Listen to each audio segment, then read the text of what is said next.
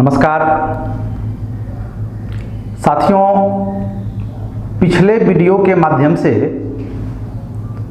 हम लोग इस बिंदु पर चर्चा किए थे कि बीपीएससी इंटरव्यू में अभी से लेकर अर्थात मुख्य परीक्षा का रिजल्ट आने से लेकर इंटरव्यू के एक दिन पूर्व तक अभ्यर्थियों की क्या रणनीति होनी चाहिए, विस्तार से हमने इस पर परिचर्चा किया। आज आपके बीच हम इस मुद्दा पर बात करेंगे कि साक्षात्कार के एक दिन पूर्व से लेकर साक्षात्कार कक्ष तक आपकी भूमिका किस रूप में होनी चाहिए, अर्थात आपको क्या करना चाहिए और किन बातों से बचना चाहिए, इस पर हम विस्तार से चर्चा करेंगे। मित्रों, सबसे पहले साक्षात्कार के एक दिन पूर्व निश्चित तौर पर साक्षात्कार बोर्ड के द्वारा या बिहार लोक सेवा आयोग के द्वारा आपसे जो भी सर्टिफिकेट, आपका फोटो या इंटरव्यू से जुड़ी हुई जिन कागजातों की मांग की गई है, आप उन तमाम कागजातों का मूल कॉपी से लेकर उसका फोटो स्टेट और अपना फोटो, अपना जो आपका एड्रेस प्रूफ है, आई कार्ड है, अच्छी तरह से एक पारदर्शी फाइल में क्रमबद्ध तरीका से आप उसे सजा लें। पुनः साक्षात्कार के एक दिन पूर्व आप अपने फेस को, अपने ड्रेस को पूरी तरह से दुरुस्त कर लें। जो पुरुष हैं अच्छी तरह से शेविंग कर लें, महिलाएं हल्का मेकअप होनी चाहिए जो दिखाई नहीं पड़े, उस प्रकार से अपने चेहरा को आकर्षक बनाएं। आपका जो ड्रेस है उसको दुरुस्त करके, अच्छी तरह साफ करके, आयरन करके आप उसे रख लें। रात में हल्की भोजन लें और तमाम प्रकार के राष्ट्रीय, अंतर्राष्ट्रीय, स्टेट संबंधित जो भी न्यूज है, चाहे वो अखबार से मिल जाए या न्यूज चैनल से मिले या इंटरनेट से मिले, सभी प्रकार के राष्ट्रीय, अंतर्राष्ट्रीय घटनाओं से आप अवगत हो जाएं और रात में थोड़ा पहले भोजन करके आप आराम कर लें। रात में गहरी निद्रा से आप सोएं, अच्छी तरह सोएं कि सुबह उठने पर बिल्कुल फ्रेश आप नजर आए। ऐसा नहीं कि रात भर आप जगें, सुबह थके हुए व्यक्ति की तरह दिखाई पड़े, चेहरा मुरझाया हुआ हो, बिल्कुल नहीं। पूरी गहरी निद्रा लेने के उपरांत इस प्रकार व्यक्ति तरोताजा महसूस करता है, तो सुबह उसी प्रकार से फ्रेश आप नजर आए। सुबह सवेर उठकर कोशिश करें कि समाचार पत्र के माध्यम से या टेलीविज़न के माध्यम से या रेडियो के माध्यम से जितनी भी घटनाएं हैं राष्ट्रीय, अंतर्राष्ट्रीय स्तर की, हर एक घटना से आप वाकिफ हो जाएं और उसका शॉर्ट नोट्स बना लें, संक्षिप्त नोट्स बना लें। तत्पश्चात नित्य क्रिया से निवृत्त होने के उपरांत आप थोड़ा ध्यान कर लें, ईश्वर की आराधना कर लें, अपने माँ, पिता, गुरु, ईश्वर या जो भी आपके आराध्य हैं, चाहे वो उपलब्ध हैं या मन ही मन आप उनका स्मरण करें। तत्पश्चात आप ड्रेस पहन करके पूरी तरह से तैयार होकर के जिस फाइल को आपने आयोग के लिए सुसज्जित किया है, उस फाइल के साथ इंटरव्यू बोर्ड के द्वारा जो समय आपके लिए निर्धारित किया है, कम से कम 1 घंटा पहले आप आयोग के कार्यालय में पहुंच जाए। कम से कम 1 घंटा पहले कार्यालय पहुंचने के उपरांत सबसे पहले आपके सर्टिफिकेट का वेरिफिकेशन किया जाता है। इसमें किसी प्रकार की घबराने की आवश्यकता नहीं है। आप सभी प्रकार का सर्टिफिकेट जिसका आपने बंदोबस्त किया है, आप आयोग के सामने आप रखेंगे। बारीकी से वे चेक करता है और इसके उपरांत आपको इंटरव्यू देने के लिए वे तैयार रहने का निर्देश देता है। साथियों, सर्टिफिकेट वेरिफिकेशन के उपरांत जो भी बोर्ड आपको अलॉट किया गया है, उस बोर्ड के बाहर आपके बैठने की पुख्ता व्यवस्था रहती है। आप सहज भाव से वहां बैठें, पानी पी सकते हैं, अपने चेहरा को धो सकते हैं और इस प्रकार वो तमाम सकारात्मक बातें जिसको सुन करके, जिसको समझ करके, जिसको देख करके आप उत्साहित होते हैं, वो मन ही मन आप उन बातों का स्मरण करते रहें। यह ध्यान रहे कि आपसे पूर्व जो भी अभ्यर्थी साक्षात्कार देकर कक्ष से निकलते हैं, बोर्ड से निकलते हैं, आप उनसे मिलने, उनसे बात करने, उनसे क्या सवाल पूछा गया है ये जानने की चेष्टा कदापि न करें। यह आपके लिए हानिकारक हो सकता है। तो विशेष निर्देश कि अपने साक्षात्कार के पूर्व आप किसी भी व्यक्ति से किसी प्रकार की बात करने की चेष्टा आयोग में न करें। मित्रों, वर्षों से जिस लम्हा का इंतजार था वह समय आएगा और आयोग के साक्षात्कार कक्ष में आपको बुलाया जाएगा और जब आप साक्षात्कार बोर्ड में प्रवेश कर रहे होंगे तो अब तक आपने अपने जीवन में जितनी उपलब्धियां हासिल की है उन तमाम बात को एक बार फिर से स्मरण करके साक्षात्कार बोर्ड के कक्ष में आप पहला कदम रखेंगे।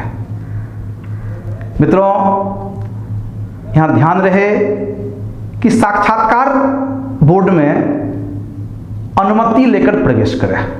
हम जिन बातों की अब चर्चा कर रहे हैं बहुत ही बारीकी से, बहुत ध्यान से आप सुनेंगे और अक्षरशः आप ऐसा ही करने की चेष्टा करेंगे।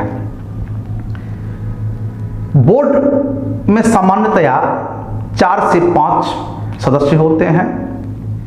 एक महिला सदस्या भी होती हैं सामान्यतया। और जब आप बोर्ड में प्रवेश करते हैं तो निश्चित तौर पर आप अनुमति लें, मैं आई कम इन सर, या मैं अंदर आ सकता हूं श्रीमान, जो कहना सहज आपको लगे उन शब्दों का प्रयोग करते हुए अनुमति मिलने के उपरांत आप कक्ष में प्रवेश करेंगे। और कक्ष में प्रवेश कर सबसे पहले आप जितने भी बोर्ड में उपस्थित सदस्य हैं आप उनका अभिवादन करें। आप हाथ जोड़ के भी अभिवादन कर सकते हैं।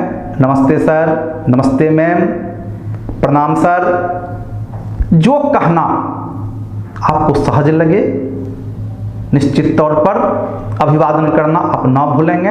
आप अभिवादन करने के उपरांत जो हॉट चेयर आपके लिए रखी गई है, जिस पर आपके कर्मों का, आपके भाग्य का निर्णय होने वाला है,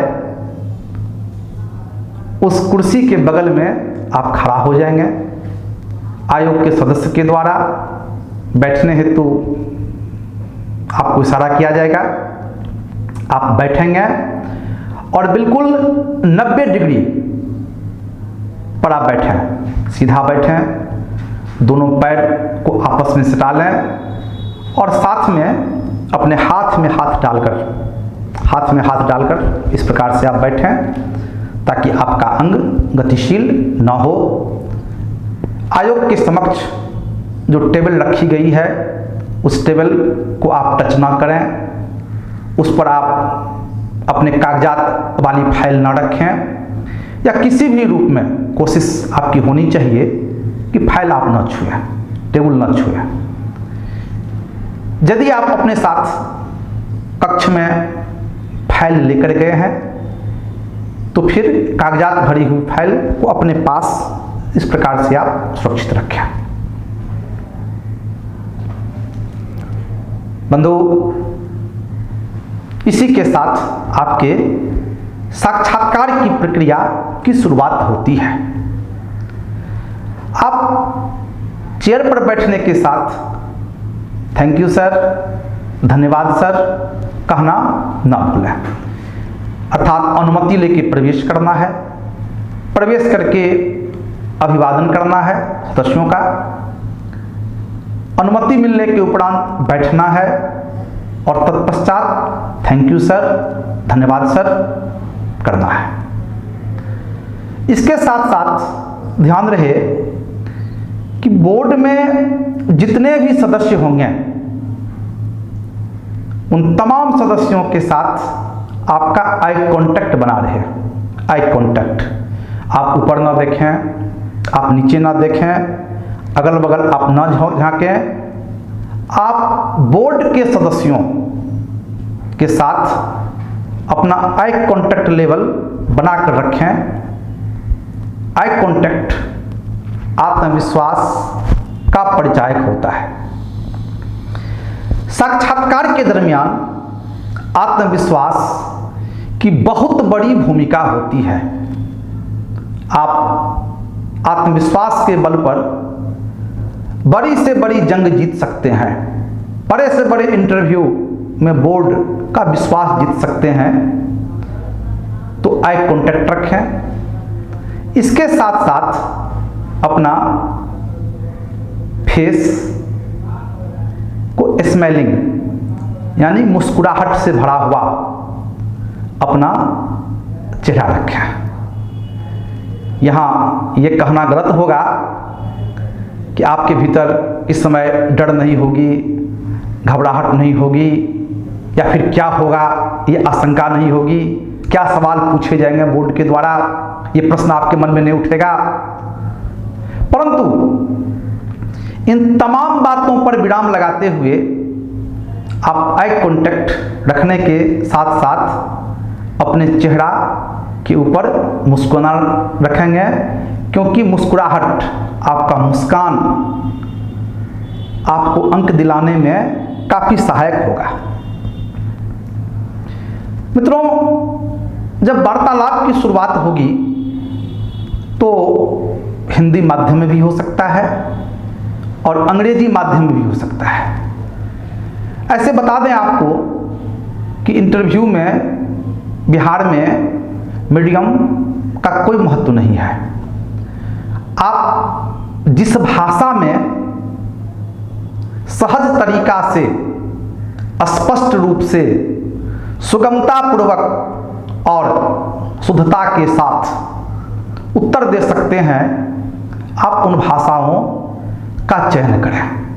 या आयोग के द्वारा जिस भाषा में प्रश्न पूछे जाते हैं, आप उन्हीं भाषाओं में उत्तर देने की कोशिश करें।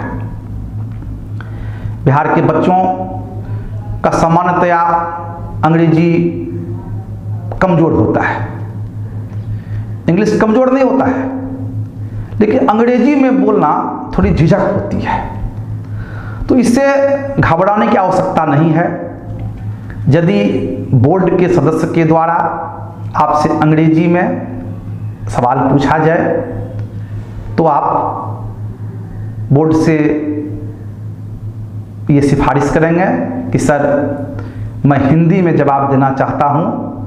निश्चित तौर पर आपको इसकी अनुमति मिलेगी और इसका आपके रिजल्ट के ऊपर कोई प्रभाव नहीं पड़ेगा। आप ये बिल्कुल ना समझें कि अंग्रेजी जवाब नहीं देने के कारण से हमें अंक कम मिलेंगे। बिल्कुल इस प्रकार गलतफहमी आप ना पालें। मित्रों, आप जो भी प्रश्न का उत्तर दें पूरी तरह से वो तार्किक हो, वो तथ्य पे आधारित हो, अवधारणा से भरा हुआ हो एवं बोर्ड के सदस्यों को स्पष्ट रूप से समझ में वो आ जाए। इसके लिए आपको करना यह है कि बोर्ड के द्वारा, बोर्ड के मेंबर के द्वारा पूछे गए प्रश्नों को आपको ध्यान से सुनना है। आप यदि गंभीर होकर के, एकाग्र होकर के आप प्रश्न को सुनते हैं तो जवाब देना आपके लिए आसान हो जाएगा। बोर्ड के मेंबर के द्वारा चंद कठिन प्रश्न से आप घबराएं नहीं, आप विचलित ना हों, और जिन प्रश्नों का उत्तर आप नहीं दे सकते हैं तो बहुत ही सरलतापूर्वक आप सॉरी कहें, आप क्षमा मांगें, ताकि अगले प्रश्न आपसे पूछा जाएगा और उस प्रश्न का उत्तर दे करके बोर्ड को संतुष्ट करके आप अच्छे अंक हासिल कर सकते हैं। बोर्ड के सदस्यों के द्वारा प्रश्न पूछा जाता है और उत्तर जानने समय उनकी इच्छा ये रहती है कि बिहार सरकार के अधिकारियों के भीतर जो गुण होता है वे गुण हम इन अभ्यर्थियों में देखें। और दोस्तों, आपको उसी तरीका से अपने उत्तर का चयन करना है, अपना उत्तर देना है, ताकि बोर्ड की नज़र में आप खड़े उतर सकें। अभ्यर्थियों से विशेष आग्रह है कि उत्तर देते समय वे आत्मविश्वास का परिचय दें, वे अति विश्वास और अविश्वास से बचें। साथ ही किसी भी प्रश्न का उत्तर देते समय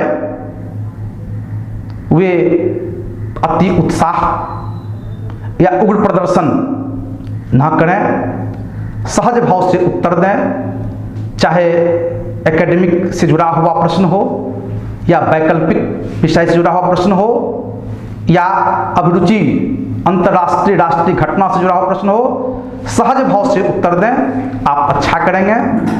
आपकी सफलता के लिए हम मंगल कामना करते हैं। अगले वीडियो के माध्यम से हम ये बताएंगे कि किस प्रकार के प्रश्न आपसे पूछे जाएंगे। नमस्कार।